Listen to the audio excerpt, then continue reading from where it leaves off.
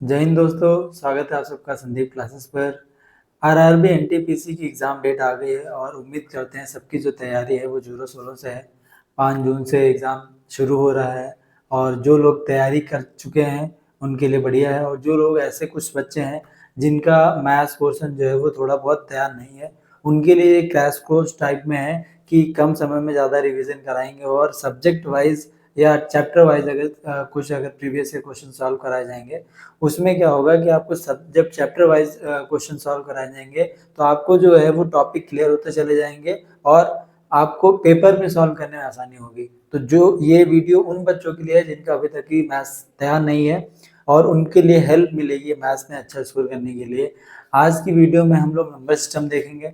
Number system से जो बनने वाले कुछ क्वेश्चन हैं जो कई बार रिवाइज हुए हैं, रिपीट हुए हैं, उनको हम सभी को क्वेश्चन देखेंगे। सबसे पहले हम लोग देखेंगे नंबर सिस्टम के जो डिविजिबिलिटी के जो रूल होते हैं, उन सभी रूल्स को देख लेंगे तो जो क्वेश्चन है उनको सॉल्व करने में आसानी होगी। तो हम लोग कुछ रूल्स है उनके बारे में हम लोग देख लेते हैं कि अगर डिविजिबिलिटी का रूल देखा जाए तो पहला होता है कि 2 से जो डिवाइड होगा, पहला है कि जब 2 से अगर डिवाइड करना होगा तो जब 2 से विभाज्य वाली संख्या अगर निकालनी है, विभाज्य क्या जो होंगी वो, ये पहली चीज तो आपको या तो 0 होना चाहिए या तो 2 होना चाहिए, यानी कोई भी सम संख्या होगी तभी जाकर के वो 2 से डिवाइड होगी। यानी अगर ये कहा जाए कि कोई भी नेचुरल नंबर जो 2, 6, 8 यानी इन सब में जो अगर आखिरी में होगा वो 2 से डिवाइड होगा और बाकी जो संख्याएं जो होंगी वो 2 से डिवाइड नहीं होंगी। तो पहला एक 2 से डिविजिबिलिटी का रूल ये है कि सम संख्याओं में 2, 0, 2, 4, 6, 8 होना चाहिए।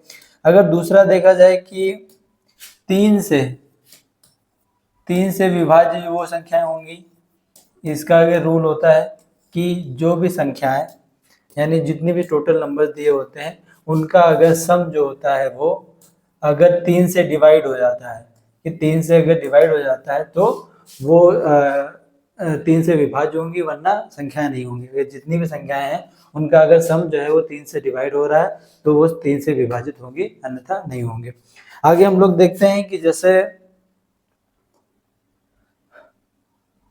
अगला हम देखेंगे तीसरा कि इसमें 4 से विभाज्य का जो रूल होता है वो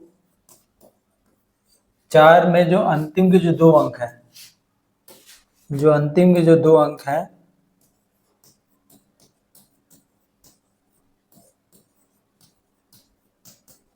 या तो 4 से डिवाइड होने चाहिए, यानी 4 से डिवाइड हो जाने चाहिए, या फिर अंतिम अंक 2 डबल 0 होंगे तभी हो जाकर के वो 4 से डिवाइड हो जाएगा। यानी या तो 4 से डिवाइड हो या तो अंतिम के जो अंक जो है 2 है वो 0 होने चाहिए। अगला हम लोग देखते हैं कि 5 की डिविजिबिलिटी देखते हैं कि 5 की अगर हम लोग वो संख्याएं विभाज्य होंगी जो जिसके अंतिम अंक जो होगा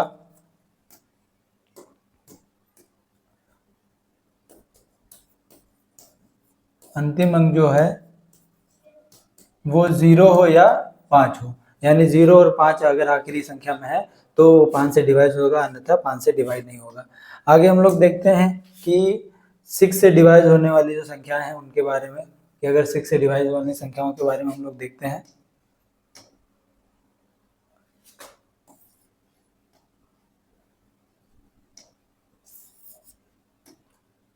6 से संख्या अगर जो डिवाइड होगी, यानी अगर ये माना जाए कि 6 वाला देते हैं, 6 का विभाज्य देखते हैं तो ये हम लोग देखते हैं कि 6 का जो एलसीएम होता है वो 2 और 3 होता है। तो इसका ये है कि अगर संख्या 2 और 3 से अगर विभाज्य है तो वो संख्या जो है वो 6 से भी विभाज्य होगी। ठीक है, यानी वो संख्या जो 2 और 3 से विभाज्य होगी वो संख्या 6 से भी विभाज्य होगी। अगला हम लोग देख लेते हैं कि 8 से विभाज्य संख्या, 8 से विभाज्य संख्या, उसका रूल यह है कि विभाज्य आखिरी के जो अंतिम जो 3 अंक हैं, अंतिम जो 3 अंक होते हैं वो 8 से विभाज्य हो, या फिर अंतिम जो अंक है वो तीनों क्या हो, 0 हो, तो वो जो है वो 8 से विभाज्य हो जाएगी। यानी अगर 4 का देखा जाए कि अंतिम के 2 अंक जो होते हैं वो 4 से डिवाइड हो, या 2 जीरो हो तो डिवाइड हो जाएगा। और 8 का विभाज्य का ये है कि जिसमें अंतिम 3 अंक है जिनका जो 8 से डिवाइड हो रहा हो, या तीनों अंक जो है वो 0 हो, तब जाकर के 8 से डिवाइड हो जाता है। आगे हम लोग चलते हैं और देखते हैं कि अगली डिविजिबिलिटी है 9 की। अगर 9 की देखी जाए, 9 से विभाज्य वाली वो संख्याएं हैं, 9 से विभाज्य है, यानी जिनका सम जो है वो जिनका सम जो है वो 9 से, अगर 9 से डिवाइड हो रहा है, 9 से डिवाइड हो रहा है तो वो 9 से विभाज्य होगी, वरना वो 9 से विभाज्य नहीं होगी। यानी ये कुछ डिविजिबिलिटी के जो रूल हैं वो यही है। फिर अगर हम लोग देखते हैं कि अगर 10 का, अगर मान के चलते हैं कि 10 का जो है वो विभाज्य अगर जो भी होगा वो संख्याओं में या तो आखिरी में अंतिम अंक जो हो 0 हो, तो वो वह संख्या 10 से विभाज्य होगी। यानी इसका जो रूल है वो आखिरी में 0 ही होना चाहिए, वरना 10 से विभाज्य नहीं होगी।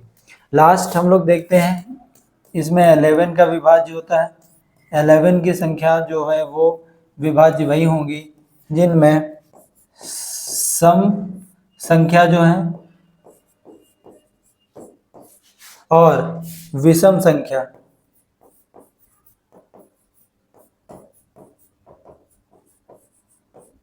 जिनमें सम संख्या और विषम संख्या का अगर डिफरेंस जो है वो 11 से विभाज्य हो रहा है, यानी इन दोनों का जो डिफरेंस है यदि वो 11 से विभाज्य हो रहा है तो वो 11 से डिवाइड हो जाएगा, या फिर इन दोनों का सम अगर 0 आ जाता है तो भी वो संख्या जो 11 से डिवाइड हो जाएगी। तो ये डिविजिबिलिटी के कुछ रूल थे। अब इन पे हम लोग देखेंगे कि जो एनटीपीसी में जो प्रीवियस ईयर क्वेश्चंस आ रहे हैं वो क्वेश्चंस इन्हीं कुछ रूल से सारे क्वेश्चन सॉल्व हो जाएंगे और आसानी से सॉल्व हो जाएंगे। हम क्वेश्चन में दिया गया है कि निम्न में कौन सी संख्या 9 से और 11 से दोनों से पूर्णतः विभाजित है। तो जो 11 और 9, यानी अगर देखा जाए दोनों की डिविजिबिलिटी का जो रूल है वो 9 का अलग है और 11 का अलग है। अगर दोनों संख्याओं का अगर देखा जाए तो दोनों संख्याओं में अलग अलग रूल लगाया जाएगा। या पहला, अगर 9 की विभाजित देखा जाए कि जितनी भी संख्याएं सम है उनका सम अगर 9 से डिवाइड हो रहा है तो वो संख्या 9 से डिवाइड हो जाएगी। दूसरा क्या है, 11 में क्या है कि सम का और विषम का अगर जो डिफरेंस है वो 0 हो रहा है या 11 से डिवाइड हो रहा है तो वो हो जाएगा। तो हम लोग इसका देखते हैं कि पहले 9 का विभाजित वाली संख्या देख लेते हैं कि इसका हम लोग देखते हैं कि 2 7 9 9 7 16 16 2 18 18 1 19 19 और 1 27, यानी 27 जो है वो डिवाइड हो रहा है, यानी ये संख्या वो होगी। इसका देखते हैं कि 3 3 6 4 10 5 15, यानी ये वाली संख्या जो है वो डिवाइड नहीं होगी, यानी ये एलिमिनेट पहले से ही हो जाएगी। दूसरा देखते हैं हम लोग कि इसका यहाँ पर 9 और 1 10 18, यानी 18 डिवाइड हो रही है। तीसरा अगर हम लोग देखते हैं कि 10 और 19 और 27 28 और 36, यानी ये 38 हो रही है। इसमें देखते हैं कि 10 और 19 और 27 27 और 8 27 8 35, यानी ये वाली संख्या जो है वो डिवाइड नहीं हो रही। ये वाली दो संख्याएं जो है वो डिवाइड नहीं होंगी। अब हम लोग देखते हैं कि ये वाली जो संख्या, अगर 11 वाला रूल देखते हैं तो इसमें देखते हैं कि ये और ये, यानी इनका जो सम है 1 + 0 + 8 और माइनस ये वाला, यानी 0 + 9, इनका जो डिफरेंस अगर हम तो देते हैं 9 - 9, यानी 0 आ रहा है। दूसरा इसमें इस वाले में हम लोग देखते हैं ए वाले ऑप्शन में कि अगर ये कहा जाए कि इसका अगर हम लोग देखते हैं कि 2 और 7 9 9 और 1 10, यानी ये जो हो जाएगा 10 माइनस यहाँ पर 7 और 9 9 8 16, 9 8 17, तो यहाँ पर कितना आ जाएगा -7, यानी ये वाला जो सी ऑप्शन जो बी ऑप्शन है इसका सही आंसर हो जाएगा। नेक्स्ट क्वेश्चन में दिया है कि निम्नलिखित में कौन सी संख्या 9 से विभाज्य होगी, यानी 9 से विभाज्य का रूल है कि जितनी भी संख्या है उनका सम जो है वो 9 से डिवाइड होना चाहिए, यानी नहीं है, इसमें ये पूछा है नहीं है। तो हम लोग देखते हैं कि 9 4 13 और 14 14 4 18, यानी ये जो 18 है वो 9 से डिवाइड है। दूसरा अगर देखते हैं कि 7 और 14 और 14 और 8 22 22 2 24 24 27 यानी ये 27 भी 9 से डिवाइड हो रही है।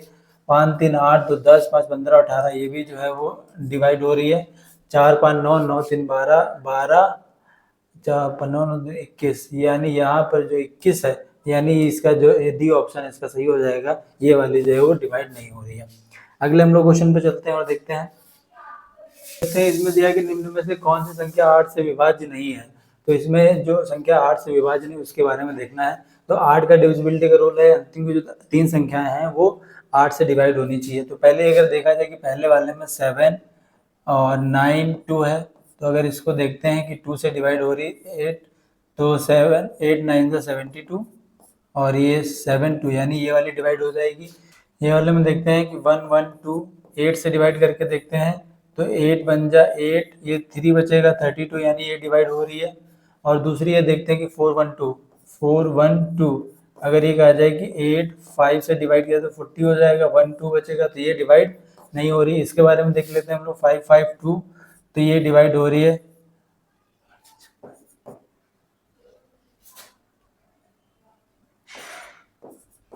8 और ये बचेगा 15 और 7 ये 2 यानी ये वाली डिवाइड हो रही है। यानी ये वाला जो ऑप्शन होगा वो 4 1 2 जो है वो डिवाइड नहीं होगा, यानी इसका ऑप्शन जो सी है वो सही होगा। नेक्स्ट क्वेश्चन पे हम लोग चलते हैं, देखते हैं इसमें क्या है कि 7 अंकों की संख्या 504 x और y 3 है, 11 से विभाज्य है, तो y का y x और y यानी x और y के योग को कोई एक मान क्या होगा। अगर इसको देखा जाए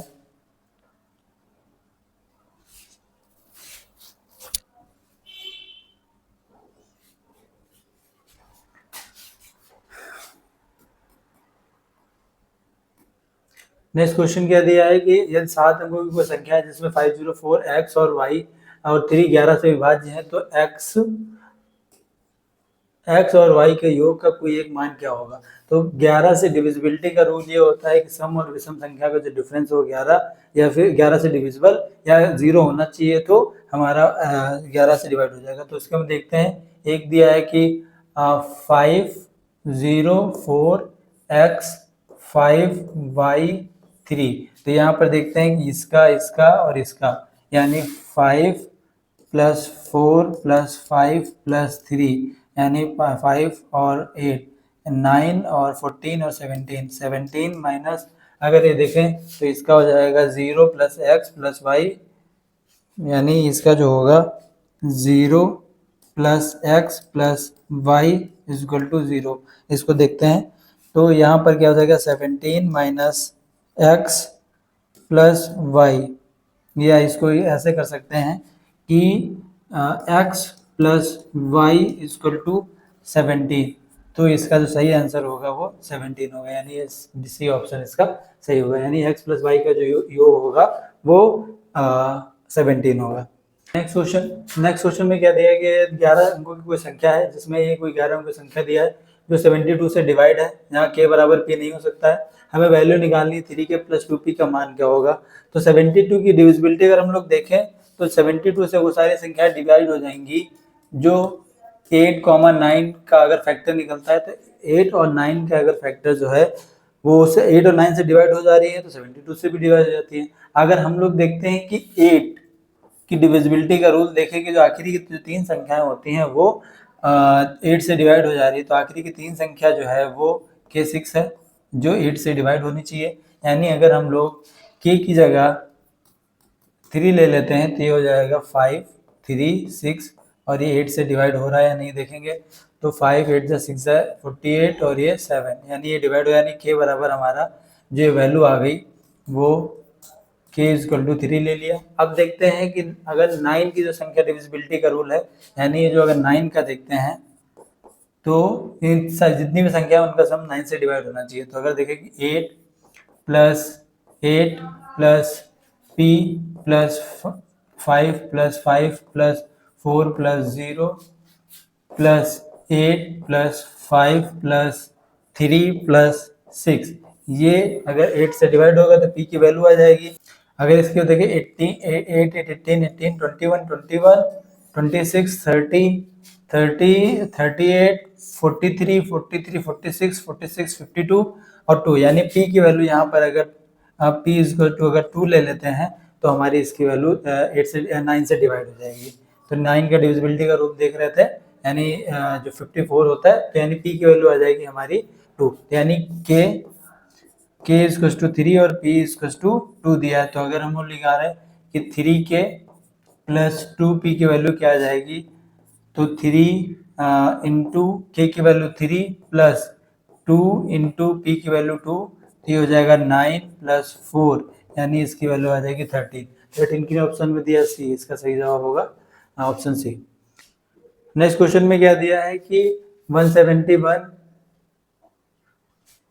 नेक्स्ट क्वेश्चन में क्या दिया है कि 171, 772, 173, 17 से विभाजित करने पर शेषफल क्या प्राप्त होगा, उसको हमें पता करना है। तो अगर इस तरीके का कोई क्वेश्चन आता है तो हम लोग क्या करते हैं कि नीचे वाली जो वैल्यू है उसको 17 यानी लिख लेते हैं, और इसको हम लोग लिख देते हैं 170 प्लस 1, दूसरा इसको ले लेते हैं 170 प्लस 2, तीसरा 170 प्लस 3। तो अगर इसको 170 से अगर हम लोग लेते बाहर तो अंदर क्या बचेगा, 1 इंटू 2 इंटू 3, यानी ये जो होगा 70 से पूरा डिवाइड हो जाएगा। या बचेगा क्या, 1 इंटू 2 इंटू 3, यानी इसका आंसर जो होगा वो 6, यानी 6 किस ऑप्शन में है, डी में, यानी इसका सही ऑप्शन होगा 6। नेक्स्ट क्वेश्चन में हम लोग चलते हैं। इसमें दिया है कि यदि कोई संख्या ये है 8 से विभाज्य तो y का मान न्यूनतम मान क्या होगा।